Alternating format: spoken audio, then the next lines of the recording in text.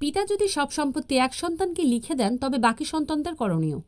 বাংলাদেশে একটি সাধারণ পারিবারিক ও সম্পত্তিগত জটিলতা হল পিতা তার জীবদ্দশায় সব সম্পত্তি একজনকে লিখে দিয়ে অন্য সন্তানদের বঞ্চিত করা। এমন অবস্থায় আইনি প্রতিকারের কয়েকটি পথ রয়েছে। নাম্বার ১, ওসিয়তনামার ক্ষেত্রে আইনি সীমাবদ্ধতা।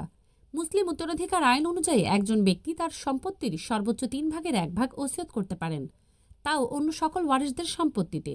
যদি পিতা তার পুরো সম্পত্তি এক সন্তানকে ওসিয়ত করেন তবে তা অবৈধ। অন্য সন্তানরা আদালতের মাধ্যমে এই ওসিয়তের বৈধতা চ্যালেঞ্জ করে তাদের প্রাপ্য অংশ আদায় করতে পারবেন। নাম্বার ২, রেজিস্ট্রিবিহীন দলিলের অকার্যকরিতা। পিতা যদি সাদা কাগজে, স্ট্যাম্পে, কার্টিস পেপারে বা শুধু নোটারি পাবলিকের মাধ্যমে কোনো দলিল করে সম্পত্তি হস্তান্তর করেন তবে তা আইনগত বৈধ নয়।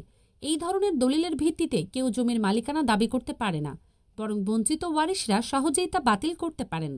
নাম্বার ৩, নামজারি বা খতিয়ানে জালিয়াতি। পিতা জীবদ্দশায় জরিপ চলাকালে প্রিয় সন্তানের নামে রেকর্ড বা খতিয়ান করে দিলেই তিনি মালিক হয়ে যান না। এটি একটি অবৈধ কৌশল। অন্য ওয়ারিশরা আদালতের মাধ্যমে বাটোয়ারা মামলা করে তাদের অংশ ফিরে পেতে পারেন। বঞ্চিত সন্তানদের করণীয় পদক্ষেপ: ওয়ারিশ সনদ সংগ্রহ। সিটি কর্পোরেশন, পৌরসভা বা ইউনিয়ন পরিষদ থেকে ওয়ারিশ সনদ নিতে হবে। নাম যাচাই: সনদে সকল ওয়ারিশের নাম থাকতে হবে, কাউকে বাদ দিলে তা জাল হিসেবে গণ্য হবে।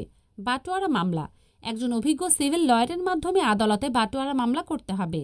মালিকানা নিশ্চিত করা: আদালতের রায় পাওয়ার পর রেকর্ড সংশোধন ও নামজারি করে মালিকানা বুঝে নিতে হবে। ব্যতিক্রম: যদি পিতা জীবদ্দশায় রেজিস্ট্রি দলিলের মাধ্যমে কাউকে সম্পত্তি হেবা, সাবকবলা বা দান দলিল করে দিয়ে যান তবে মালিক হিসেবে তিনি তা বৈধভাবে করতে পারেন। সেক্ষেত্রে আইনগতভাবে অন্য সন্তানদের আর কিছু করার থাকে না।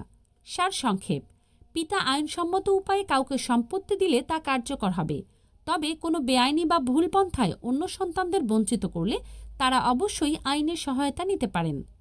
আইনি পরামর্শ বা তথ্য জানতে আমাদের ফলো করুন।